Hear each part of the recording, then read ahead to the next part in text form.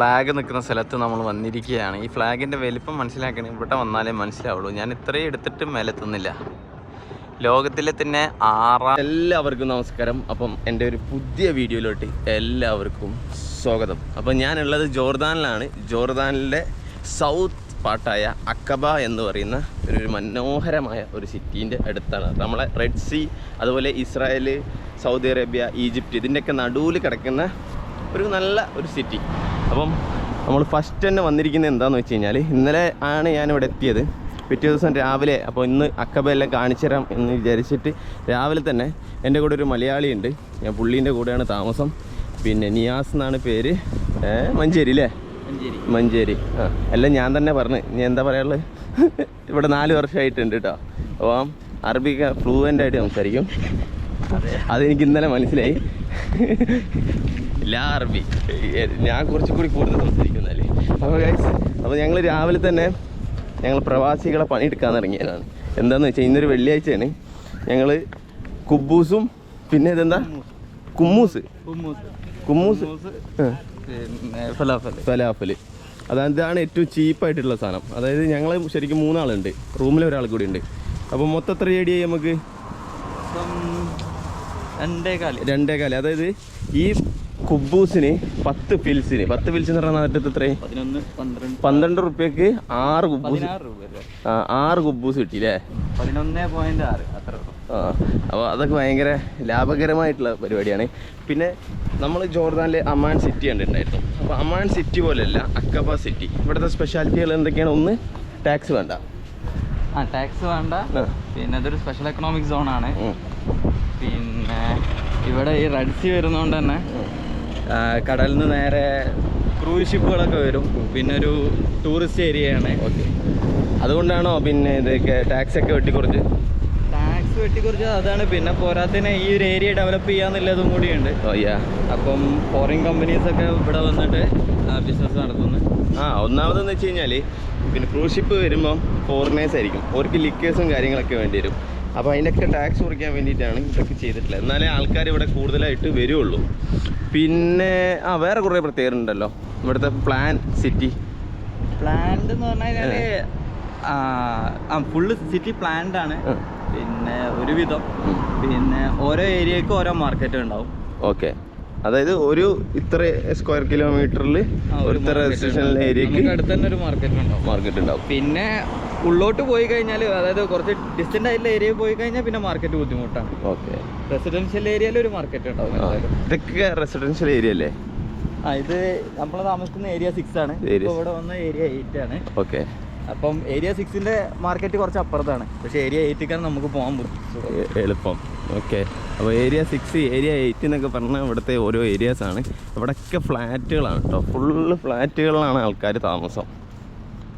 നല്ല ഇത് ജോർദാനികൾ കുറവല്ലേ? ജോർദാനികൾ എന്ന് പറഞ്ഞാൽ ജോർദാനികൾ തന്നെയാണ് ഇവിടെ ഉള്ളത്. ജോർദാൻ സിറ്റിസൺസ് തന്നെയാണ്.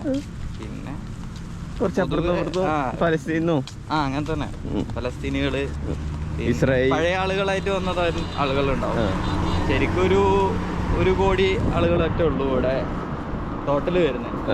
ജോർദാൻ മൊത്തം ഇവിടെ ഒരു 10-20 ലക്ഷം ആൾക്കാരുണ്ടാവും.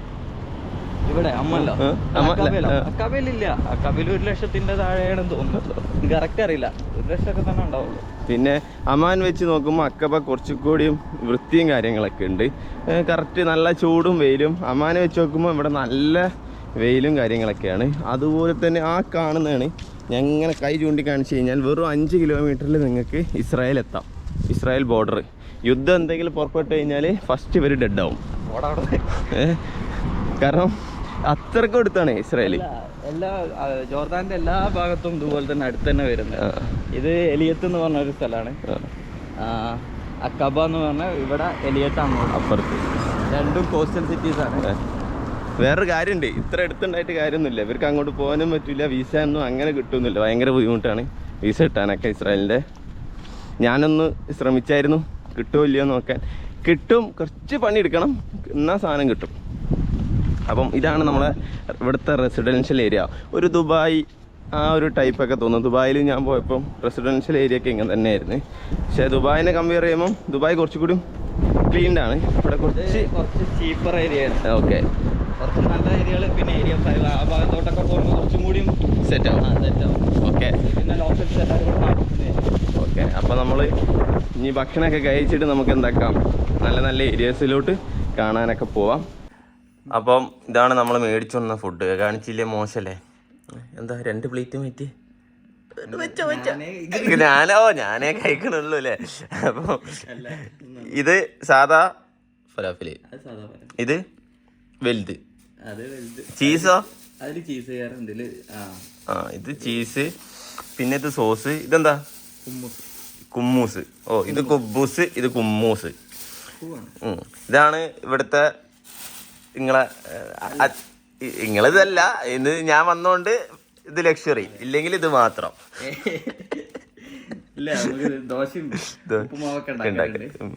എനിക്ക് ജോർദാൻ ഫുഡ് വേണമെന്ന്. ഓക്കെ, അപ്പൊ ഇത് നമ്മള് ജോർദാൻ ഫുഡാണ് കേട്ടോ.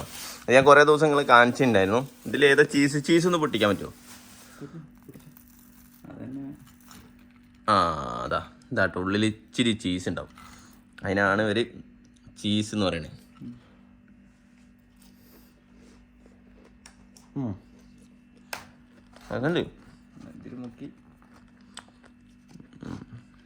ഇതെന്താ ശരിക്കും സാധനം?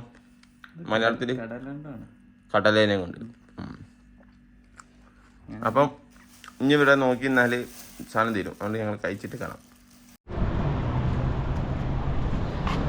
ഓക്കെ ഗൈസ്, അപ്പോൾ ഞാൻ നിങ്ങളോട് അക്കപ്പ കാണിച്ചു തരാമെന്ന് പറഞ്ഞിട്ടുണ്ടായിരുന്നു. അപ്പോൾ നമ്മൾ ഉച്ചയ്ക്ക് ശേഷം ഇറങ്ങിയിരിക്കുകയാണ്. ഭയങ്കര വെയിലായിരുന്നു. രാവിലത്തെ ഫുഡ് കഴിച്ച് അതിനുശേഷം ഞങ്ങൾ ഉച്ചക്കത്തെ ഫുഡ് അടിച്ച് പള്ളിയിലൊക്കെ പോയി വന്നതിന് ശേഷം, വെള്ളിയാഴ്ചയാണല്ലോ, അപ്പോൾ നമ്മളിങ്ങനെ ഇറങ്ങിയിരിക്കുകയാണ്. അക്കപ്പയിൽ ഏറ്റവും കൂടുതൽ കാണാനുള്ള ബീച്ചല്ലേ? ബീച്ചാണ് മെയിൻ. അപ്പം നമ്മൾ ബീച്ചിലോട്ട് ഇറങ്ങുകയാണ്.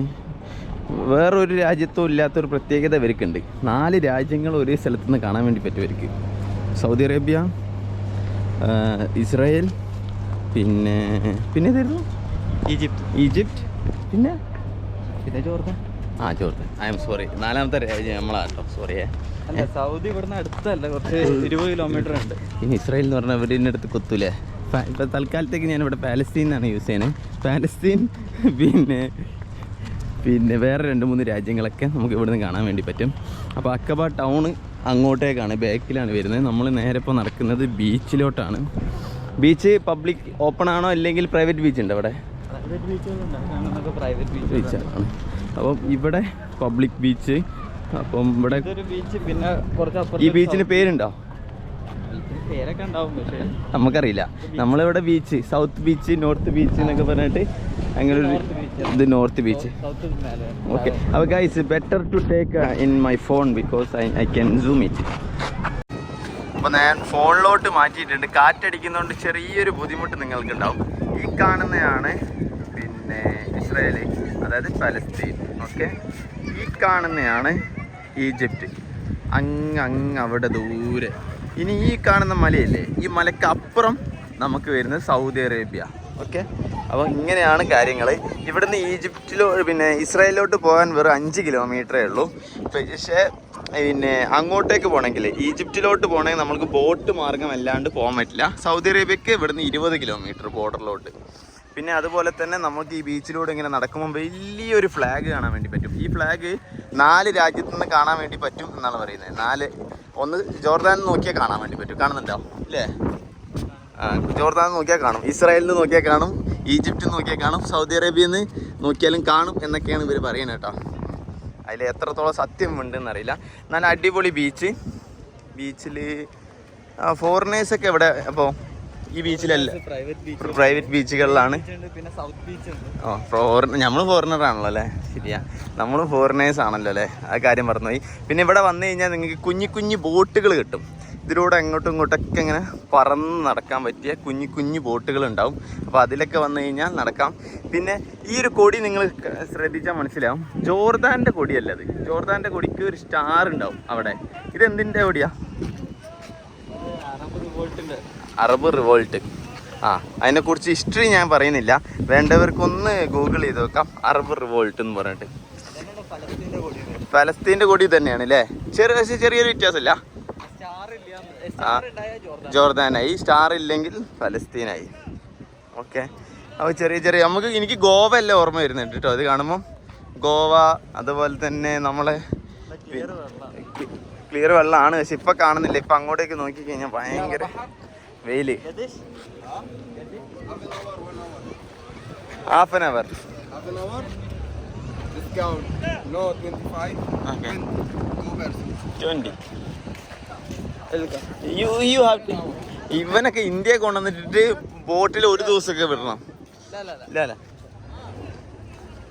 25. No. 10. You have a passport? Passport, you have passport? Passport? Huh? Passport? Passport. Passport? Passport. Ikam, passport. I will carry you to India, okay? I'm from India. So Two.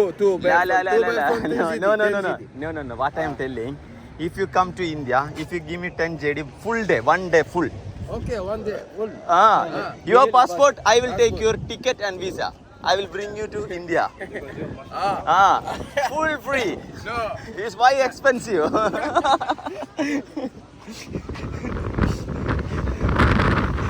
ഓനോടെ പറ ഇന്ത്യയിൽ 10 JD എടുത്തു കഴിഞ്ഞാൽ 10 JD 20 JD എന്ന് പറഞ്ഞാൽ എത്ര അറിയോ? 3000 റുപ്യ. ഈ ഇവിടെ കറങ്ങാൻ ഈ ഒരു സ്ഥലത്ത് കിടക്കാൻ 3000 റുപ്യ. ഞാൻ പാസ്പോർട്ട് വീസ എടുത്തിട്ട് അവനെ കൊണ്ടുപോകാറ്.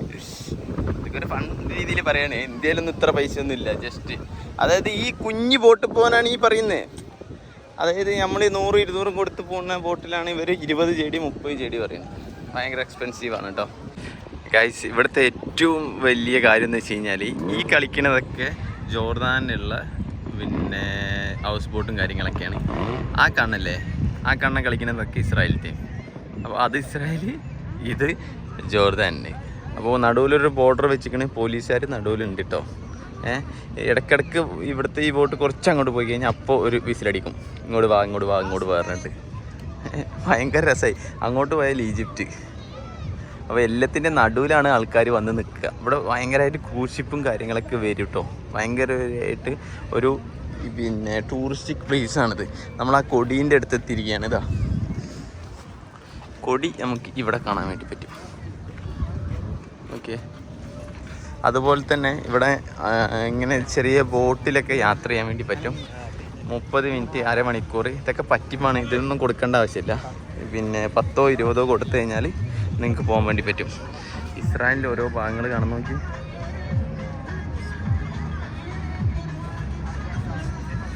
വാവ്, എന്താല്ലേ.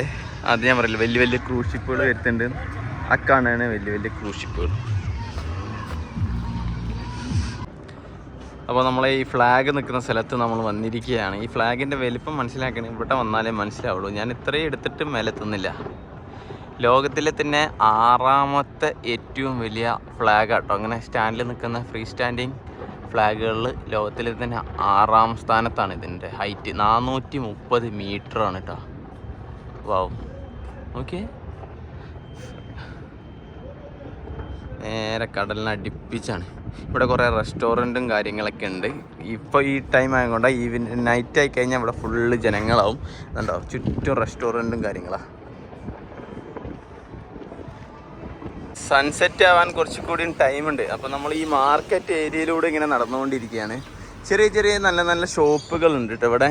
ഇതൊക്കെ എന്ന് വെച്ച് കഴിഞ്ഞാൽ ബംഗാളി മാർക്കറ്റ്, ഇന്ത്യൻ മാർക്കറ്റ്, അങ്ങനെ കുറേ മാർക്കറ്റൊക്കെ ഇവിടെ ഉണ്ട്. ഈ കാണുന്നതാണ് ഇവിടുത്തെ ലോക്കൽ ടാക്സി. ഈ പച്ചക്കളർ ഇത് വേറെ തന്നെ ഒരു ജോർദാനാണെന്ന് പറയത്തില്ല അല്ലേ. വേറെ തന്നെ ഒരു ലുക്കും സെറ്റപ്പും കാര്യങ്ങളൊക്കെ ഉള്ള ഒരു സ്ഥലമാണ് ഇത്. ഇവിടെ നിന്നാണ് ആൾക്കാരൊക്കെ മുട്ടായിയൊക്കെ നാട്ടിലേക്ക് മേടിച്ചുകൊണ്ട് പോവുക. ഈ പ്രവാസികൾ നാട്ടിലേക്ക് സാധനം മേടിച്ചുകൊണ്ട് പോകുന്ന സ്ഥലമാണ് ഇത്. ഹോൾസെയിൽ വലിയ കെട്ടുകണക്കിന് മുട്ടായും അതും ഇതൊക്കെ ആയിട്ട് ആൾക്കാർ പോകുന്ന ഏരിയാസാണ്.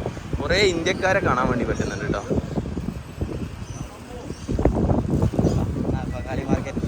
നമുക്ക് ബംഗാളി മാർക്കറ്റിൻ്റെ അവിടെ പോയിട്ട് നോക്കി വെക്കാം. ഞാനിപ്പോൾ ഇവിടുന്ന് ഒരു ടീഷർട്ട് മേടിച്ചതാ. 3 JD എന്ന് വെച്ച് കഴിഞ്ഞാൽ 400 റുപ്യയില്ലേ? 3 JD 350 റുപ്യ. റോട്ടിലൂടെ അടക്കുമ്പോൾ ഒരു സാധനത്തിനെ കണ്ടു. സാധനത്തിനൊരു വാ ചോദിക്കാം.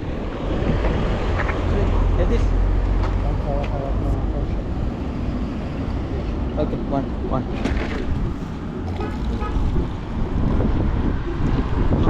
ഒന്നും മതിയോ? ടേസ്റ്റ് ഇങ്ങനെ കാണിക്കാനാണ്. എന്താ സാധനം? ഇതൊക്കെ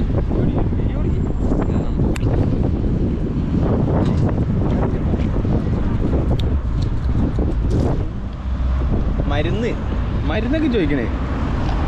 എന്തൊക്കെയാ ഇലകളൊക്കെ? എന്താ അരിഷ്ടല്ലേ? കുടിച്ചു നോക്കുന്നത്? ഞാൻ കുടിച്ചിട്ടുണ്ട്. എന്തേ? ഓ അല്ലേ, മൊത്തം റിയാക്ഷൻ കാണട്ടെ. കുടിക്ക്. അരിഷ്ടല്ലേ? Correct tonic. ഞാൻ വിചാരിച്ചു വേറെന്തോ വെറൈറ്റി ടേസ്റ്റ് ഉള്ള സാധനമാണ്. മൂപ്പര് ഡോക്ടറാണ്. അപ്പം ചിന്ന ഡോക്ടറാണ് കേട്ടോ. ഇത് ശരിക്കും തുർക്കിയത്തെ സ്റ്റൈലാണ്. തുർക്കിയിലാണ് ഇത് ഏറ്റവും കൂടുതൽ കാണാറ്. ഇപ്പോൾ എവിടെയും കാണാറുണ്ട്. നമ്മളിപ്പോൾ സൺസെറ്റ് കാണാൻ വേണ്ടിയിട്ട് ബീച്ചിലോട്ട് വീണ്ടും നടക്കുകയാണ്. വേഗം നടന്നില്ലെങ്കിൽ വണ്ടി നമ്മളെ സെറ്റാക്കും. ഗൈസ്, നമുക്കിന്നൊരു അതിമനോഹരമായ സൺസെറ്റാണ് കേട്ടോ. വേറൊരു കാര്യം ഞാൻ മറന്നുപോയി പറയാൻ.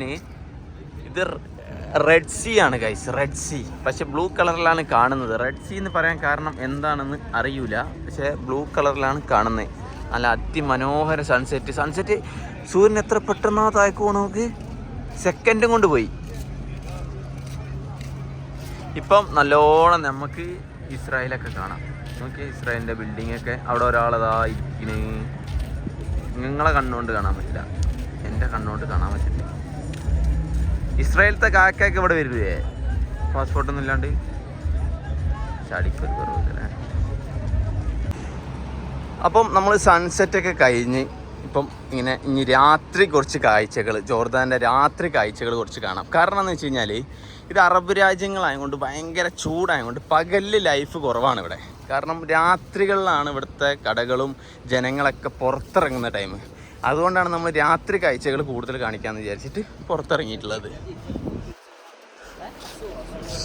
ഫോട്ടോ എന്തോ എടുക്കാമെന്നോ എന്തോ ആണ്.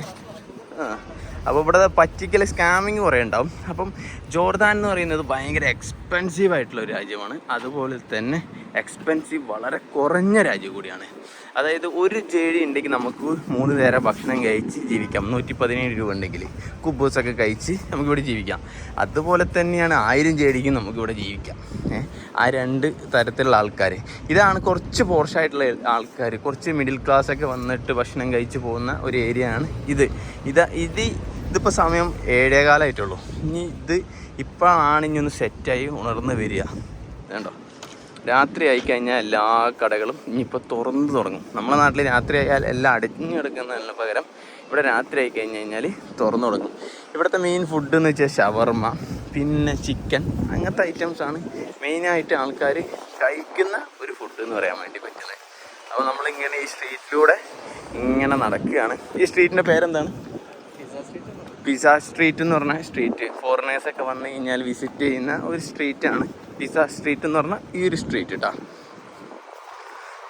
ഈ ഏരിയയിൽ കാണാൻ പറ്റുന്നതെന്ന് വെച്ച് കഴിഞ്ഞാൽ ഒന്ന് കഫേസ്, പിന്നെ റെസ്റ്റോറൻറ്റ്, പിന്നെ ബാറ്, ലിക്കർ ഷോപ്പ്, ഹുക്ക ഷോപ്പുകൾ, പിന്നെ ക്ലബ്ബുകൾ, അങ്ങനെ ഒരുപാട് കാര്യങ്ങൾ ഇവിടെ കാണാൻ പറ്റും. ഡ്രസ്സിൻ്റെ ഒക്കെ ഷോപ്പുകളും അതും ഇതൊക്കെ ആയിട്ട് ഒരുപാട് ഷോപ്പുകൾ നമുക്ക് ഇവിടെ കാണാൻ വേണ്ടി പറ്റും.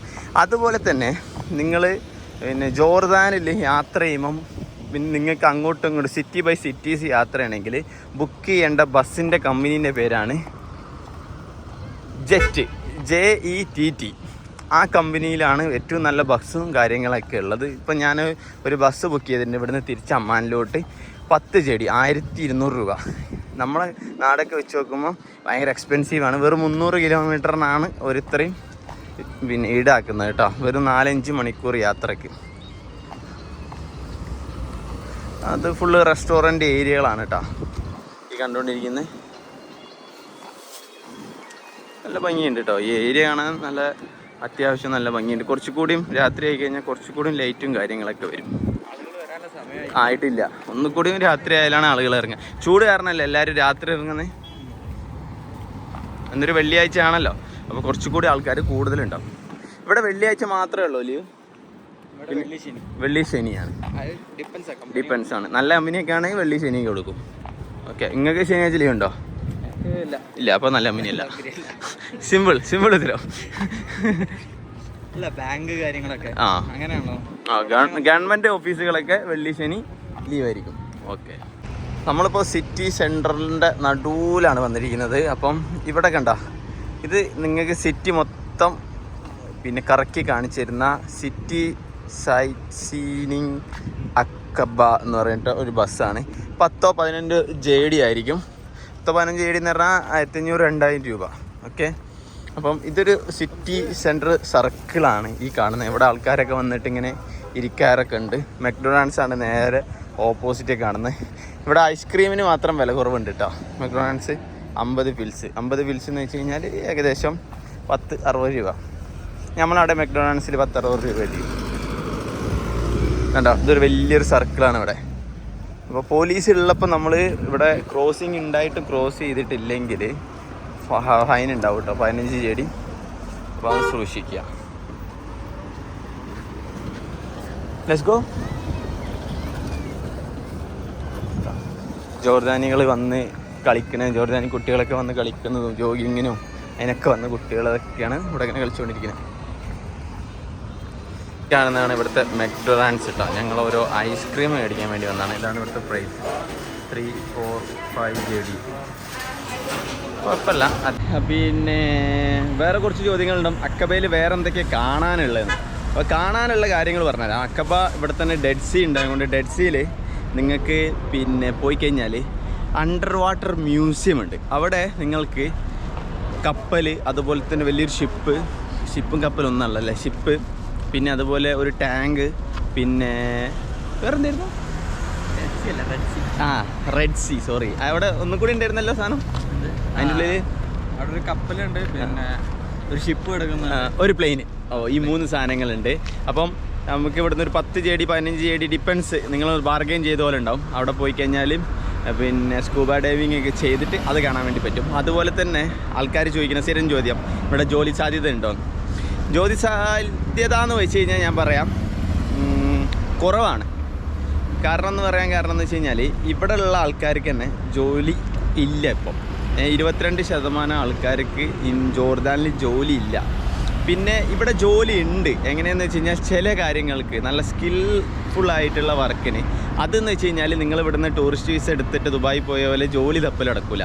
ഇവിടുന്ന് വേണ്ടത് ഇവിടുത്തെ ഫോറിൻ കമ്പനീസ് നേരിട്ട് പോയിട്ട് അവിടെ നാളെ വിളിച്ചിട്ട് ഇങ്ങോട്ട് കൊണ്ടുവരും. അങ്ങനെ എത്തിയതാണ് ഇവരൊക്കെ. അതുകൊണ്ട് പിന്നെ അത് നോക്കണം. പിന്നെ ആ കാര്യങ്ങളൊക്കെ നോക്കിയിട്ട് വേണം ഇങ്ങോട്ടേക്ക് വരാൻ. വെറുതെ ടൂറിസ്റ്റ് വീസ എടുത്ത് ഇവിടെ വന്നിട്ട് ജോലി തപ്പുക, ഇവിടെ ജോലി കിട്ടും എന്നുള്ള വിചാരം ആരും വെക്കണ്ട. അത് അങ്ങനെ ഭയങ്കര ലക്കിയൊക്കെ ആണെങ്കിൽ നിങ്ങൾക്ക് കിട്ടും.